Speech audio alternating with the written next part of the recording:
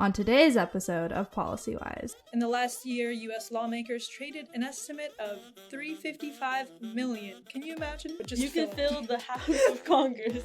Legislation that would impact not only your constituency, but basically everyone in America. Why do we care if legislators have private finances and financial interests? I'm not entirely convinced that you will vote in an unbiased way if your assets are on the line. Maybe with better representation, we can have better social services. I'll say it. Hot take. Is the major issue here then that people who have these stocks are more likely to go ahead and create laws that are beneficial to different companies in which they already have stocks? You're trying to be, improving America, not improving your bank account.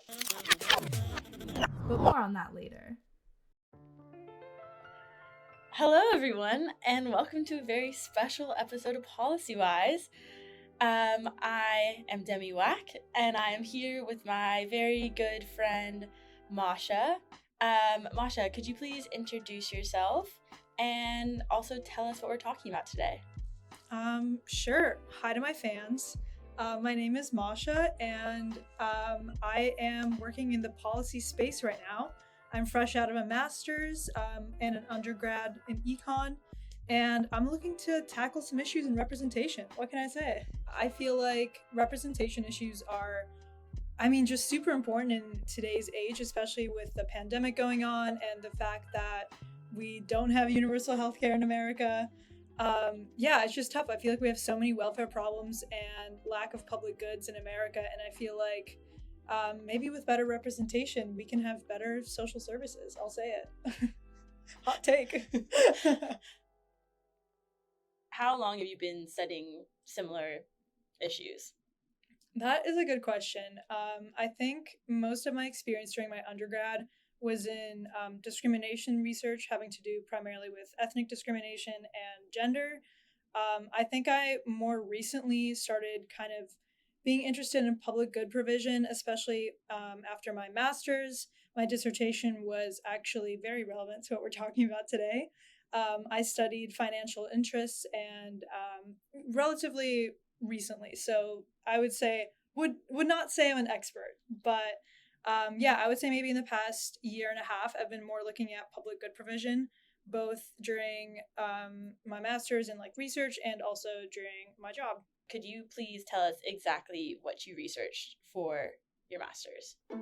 I studied basically how private interests as a whole, but more specifically, I looked at stockholding, but how private interests are relevant to how legislators vote on bills having to do with energy and medicine and financial regulation. So that was between the years of 2004 and 2008. Oh my gosh, you were doing your master's forever. I meant the topic of the dissertation, Demi. So that was during the financial crisis, and I'm really interested in how basically if you owned stock, if that influenced the way that you voted on legislation that would impact not only your constituency, but basically everyone in America. How prevalent are stock holdings amongst current legislators? That's a great question. So my estimate is between 40 and 50 because I've seen some sources report 40% of members in Congress, but I've also seen 50.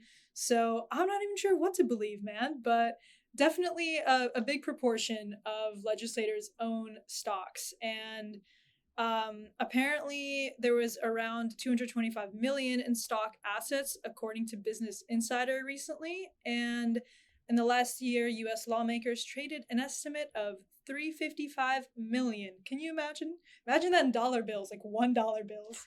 You could fill a mansion with that kind of money. Oh my goodness. Not buy one, but just you fill could fill the House of Congress. Okay, well, this is good information. I guess, why is it important? Why do we care if legislators have private finances and financial interests? Also a good question. I think why I care personally, I'm not sure about other people. I'm not about to generalize, but the reason why I care is because I'm not entirely convinced that you will vote in an unbiased way if your assets are on the line. And like, that is to say that it's not like there's always going to be a disconnect between your private interests and public interests, because sometimes, voting a certain way when you hold stock in that company versus, what the public wants, what your constituency wants, it's not always going to be at odds necessarily. But I kind of think that there's no way that there's 100% alignment between private interests and public interests. And that's where I see an issue, because at that point, you are basically voting in a way that helps your assets grow or saves your wealth, either or, instead of kind of voting in line with what people in America really need. And like I said, especially in the face of a pandemic and us not having universal healthcare and people owning stocks in, medical pharmaceutical companies like Pfizer, obviously name dropped her. Yeah, we can cut that if that's an issue. I don't really know if it is. No, it's not. But yeah, I feel like obviously like that might be more of an example of actually a lack of misalignment, where I feel like you actually do want to be, having companies like Pfizer, really working to get those vaccines out.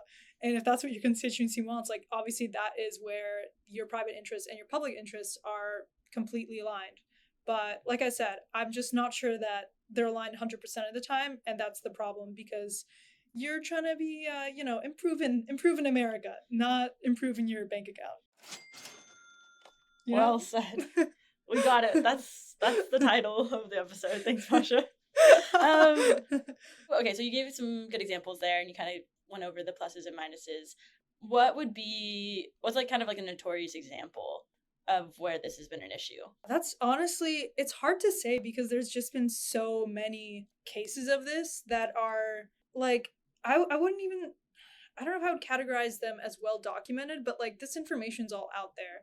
So, for example, I know that there was a lot of, I wouldn't say scandals, but a lot of people that owned stocks prior to the pandemic coming out that either dropped stocks or bought stocks in like pharmaceutical companies right prior to the pandemic hitting, especially when that was not public information. And I know like Wall Street Journal, they had an investigation where 130 federal judges failed to recuse themselves from around 700 court cases. And those court cases involved companies on which them or their families owned stock since 2020. Wow. So obviously that's like a really big number. It's hard to say whether or not that these congressional candidates or congressional representatives rather are actually, obviously there is the potential for insider information. Potential here is, I would say, an underestimated word. But obviously there's a lot of information there, but whether or not they're actually making money is hard to say, because someone that I referenced in my own dissertation, Andy Eggers, who I think is sitting at UChicago right now, his work actually found that the congressional representatives are actually, despite having information, are like not actually, I guess, improving their portfolios at a rate that is different from an average person. They're not actually that good at making money. They just know where to invest, but they don't actually know what to do after that. Interesting. But that is actually like the opposite of what another economist found. So hard to say what the true impact is. But I do know that several Federal Reserve presidents have recently resigned because of their stock holding, and like a Fed vice chairman. Shout out Richard. So yeah, it's tough because it's such a prevalent issue affecting, honestly, so many people own stock. It's like just crazy that hundreds of people do this. So just thinking about this, say that I don't know anything about stocks. Let's just pretend that that's the case for a second. Honestly, same. All right, so is the major issue here then that people who have these stocks are more likely to then go ahead and create laws that are beneficial to different companies in which they already have stocks? Is that the major issue here? That is actually the main question of my dissertation. Like, what does it actually mean for you to own stock? Like, are you going to be voting in a way that is more in line with, private companies? And, it's tough to say. I feel like my dissertation, I'll say it. I'm not sure it uncovered the real answer to that question.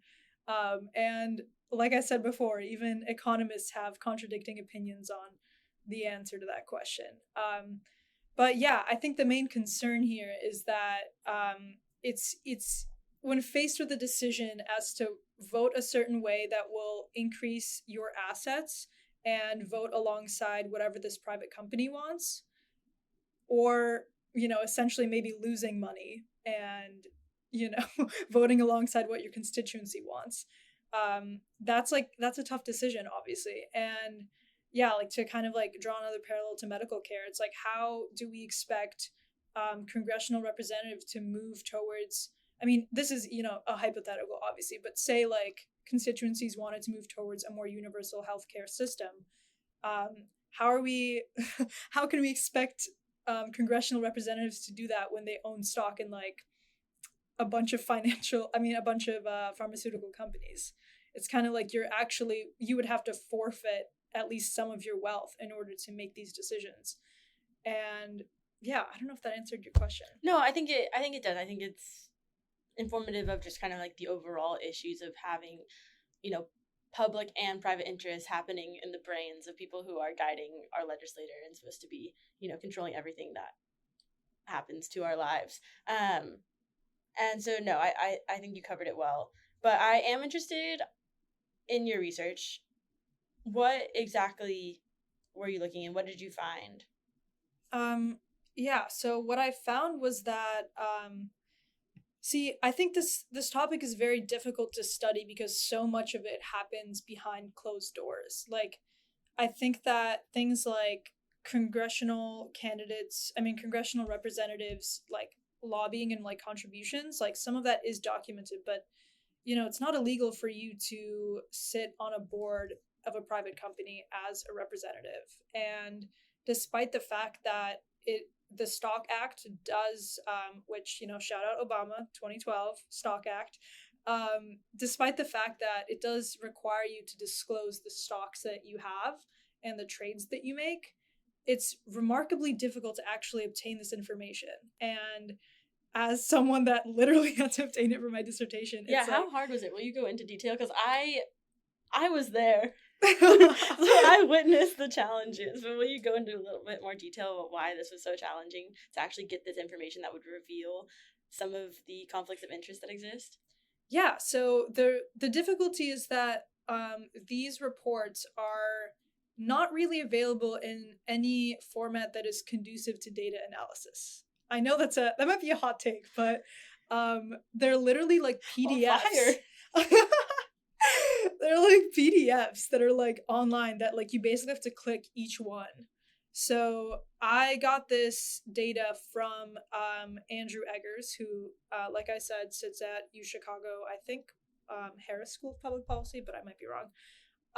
Yeah, so this data is very difficult to come by. I think he mentioned that him and his RAs spent a very long time getting all of this together and cleaning it. I'm sure it involved data scraping, which, the average person does not know how to do.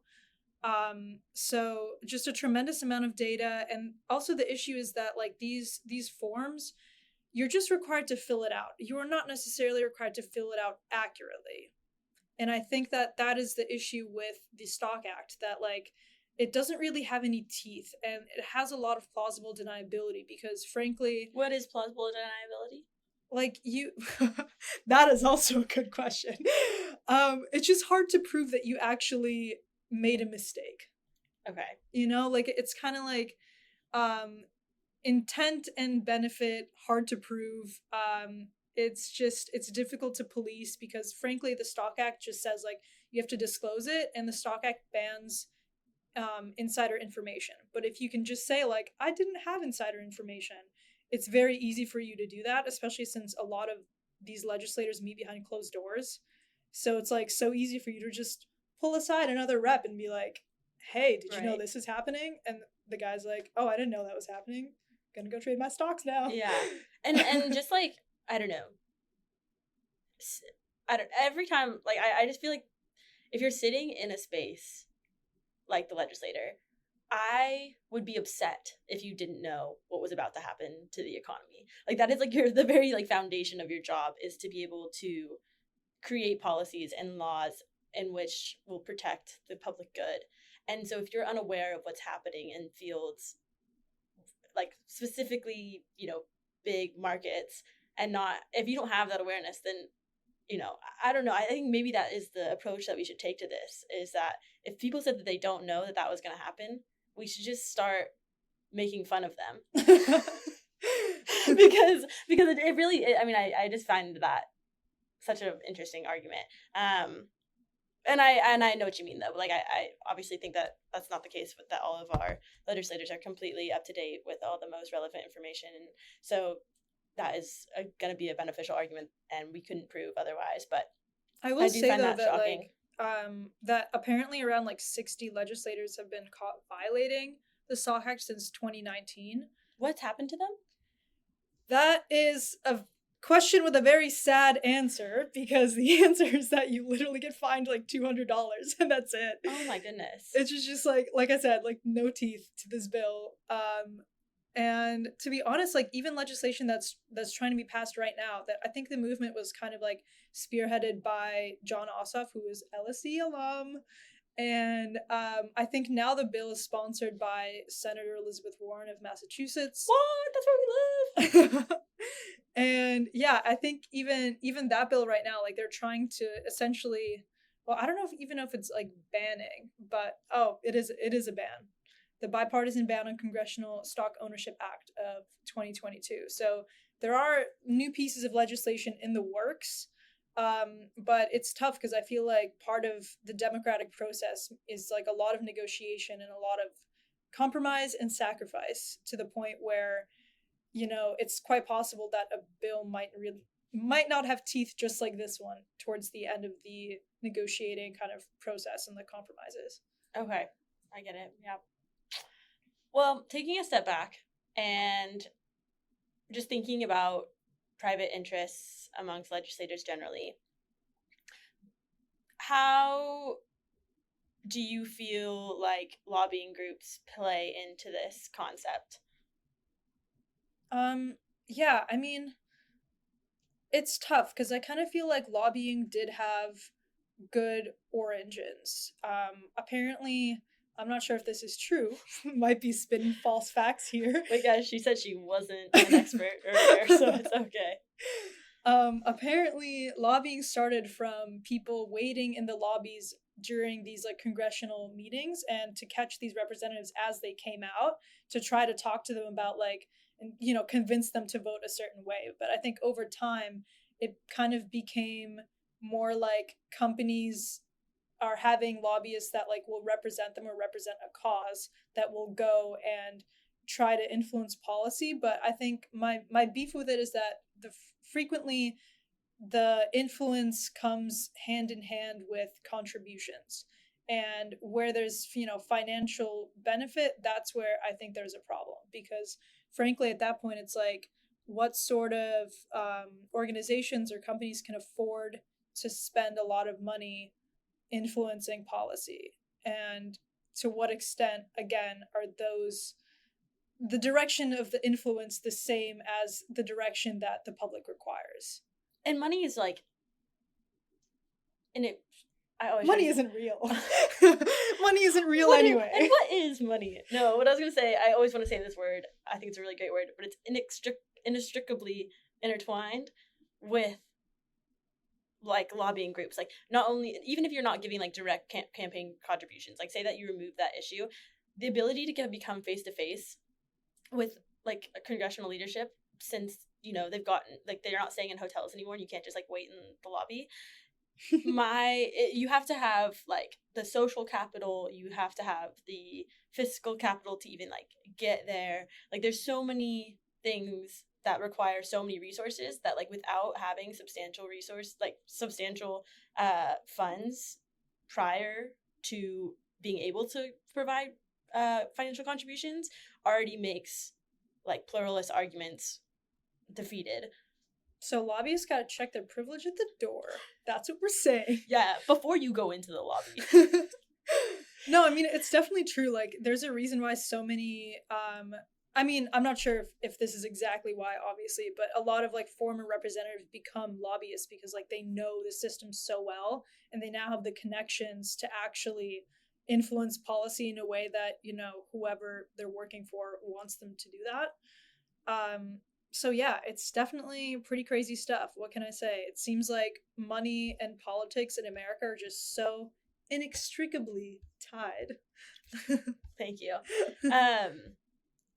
I do want to recommend to our listeners, I didn't actually know too much about lobbying, surprisingly.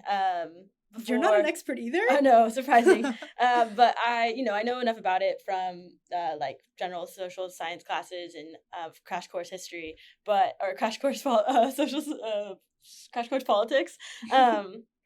Great YouTube channel. Also give a shout out to them. But you sent me some information about the Jack Abramoff scandal, and that is pretty interesting. I would just recommend listeners to go check that out, to just kind of get like a good concept about like how prevalent all this can be. Also, I would definitely recommend eyeing Open Secrets. It is a website dedicated to transparency in politics, and you can see contributions by, you know, lobbying for, you know, where it's exactly going to which representatives. Biden had the largest number of contributions, I'll say it. Also, you can see their stocks, I'm pretty sure, and like their assets, and basically it is an entire website dedicated to transparency. So if you want to know more about who's representing you and you're in America, you can do that. I love that website, frankly.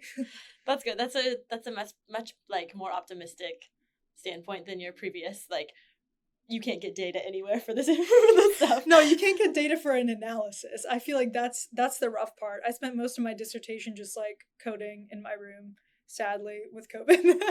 But yeah, no, it's definitely really difficult to like get it in Excel format. And yeah, it was a lot.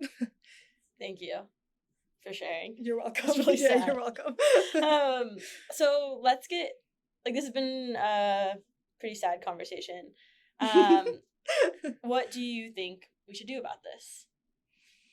Man, it's tough because I feel like there's a lot of band-aid solutions, and the bigger solutions are just, I don't know, quite frankly, a little unattainable in what my about eyes. like a big band-aid?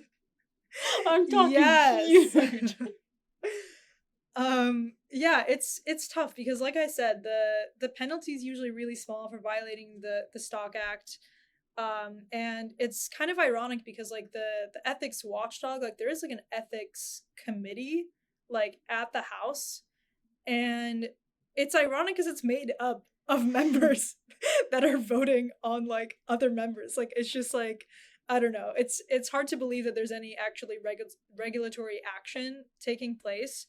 I think that like other countries have bans on things like private donations to political parties. I think that an easy solution is blind trusts. Like I think there's only around like 10 members of Congress that currently have their stocks in a blind trust. What is that? It's basically like you don't have access to your stocks while you're in office. Nice. Yeah, which seems like a very easy seems solution. like a pretty good one. I know. Yeah. Wow. I know, right? Oh my gosh. I think that like the ban on stocks, like although I would personally love that, I think that like I don't know, it's tough because I'm not sure how it would be implemented. Like would they require everyone to sell all their stocks before going in office, even if at that time the market is at like a low and you're taking an L, like still requiring them to do that? I think like having a blind trust is an easy solution.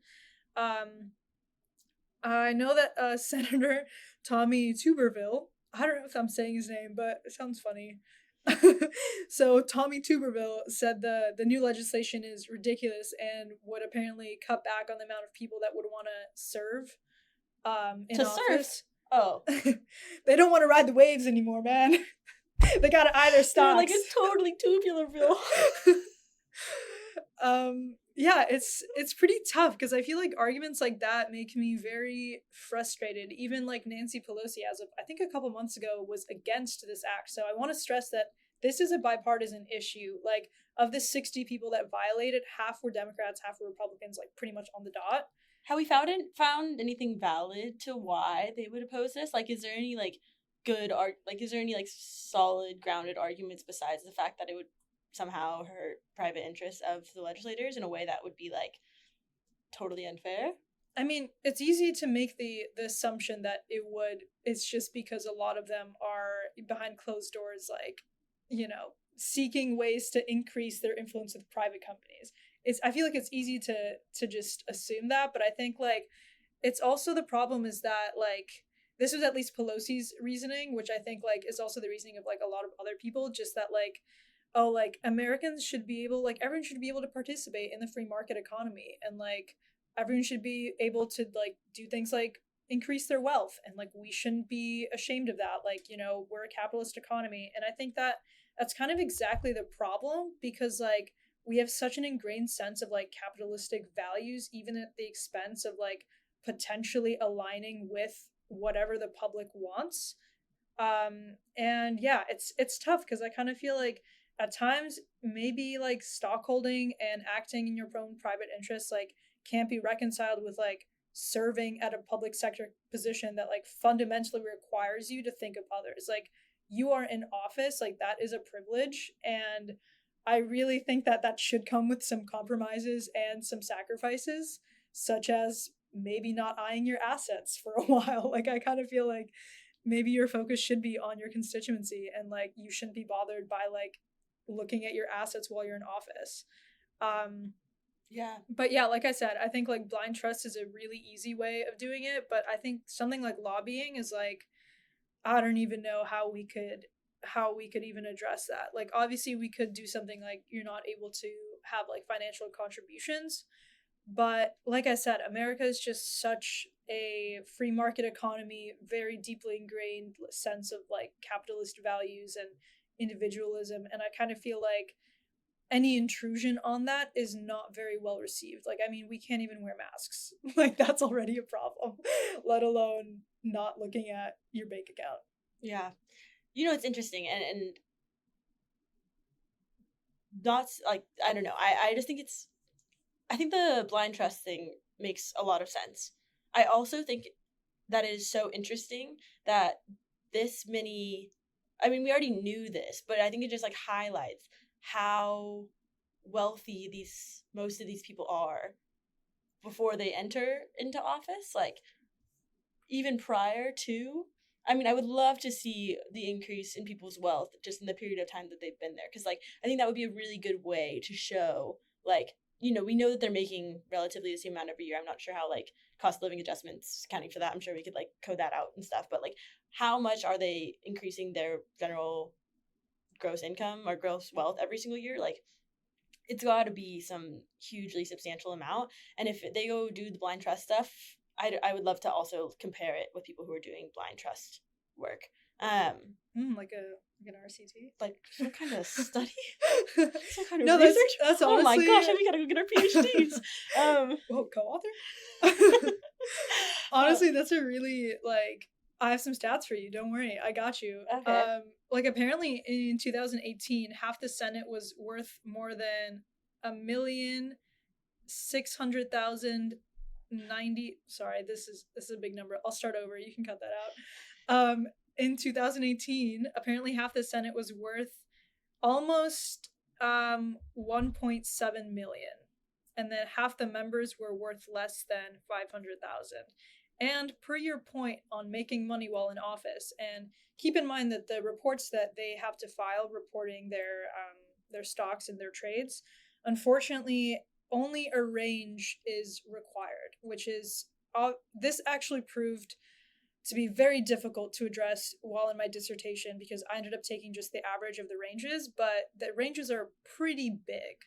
I think like from what I remember, if it's over 500,000 or like over like a million, you can just put like a million plus, even if it was like, way over that. What? Oh my goodness. So keep in mind that this range is very big, but apparently between 2007 and 2020, Nancy Pelosi and her husband made somewhere between 5 million and 30 million in returns on stock in 5 big tech companies, being Apple, Amazon, Facebook, Google, and Microsoft.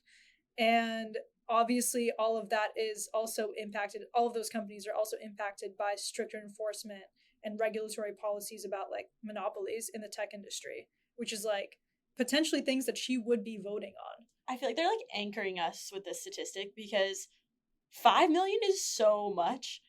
And they're like, let's just put 30 million as the high. That way, when it's only like 10 million, they won't be that mad at us. Like, that is so ridiculous.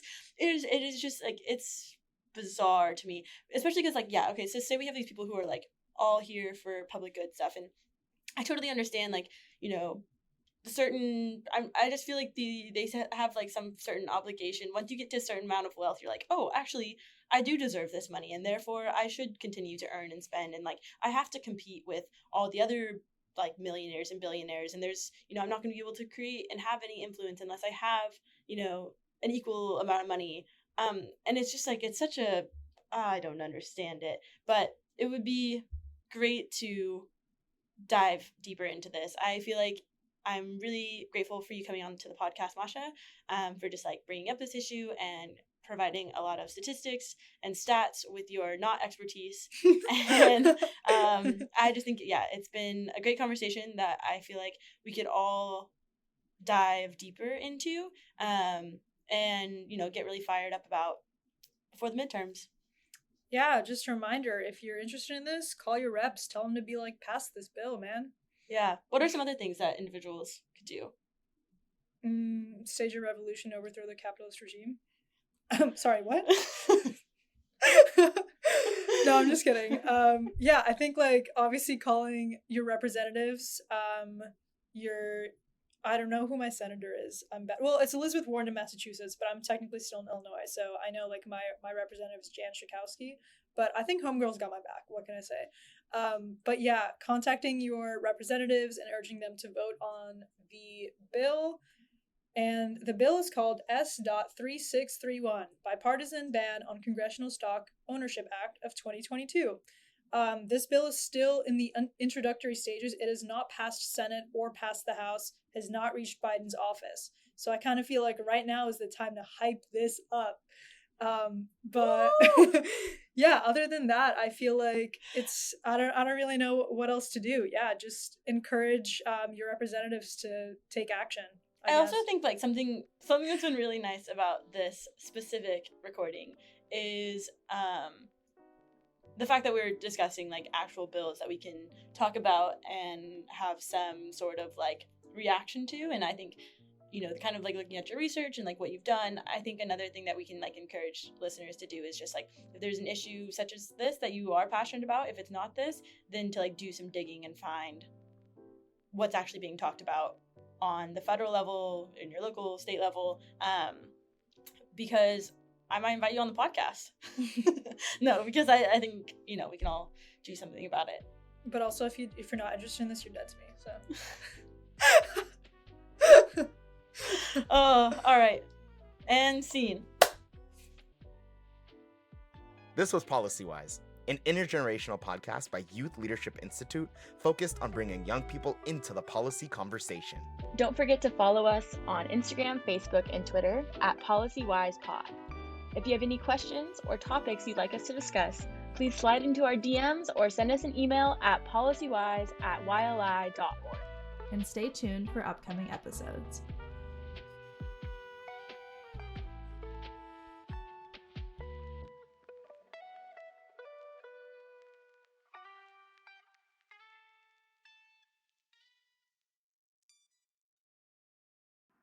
Goodbye. Let's do a goodbye song. Okay. Goodbye. I was thinking like yes. Okay, thank you for having me. I've had a really great time, and I'm gonna drop this beat. Are you ready? Yeah. All right, rap, Demi. No, just keep going. No, I'm good. Good.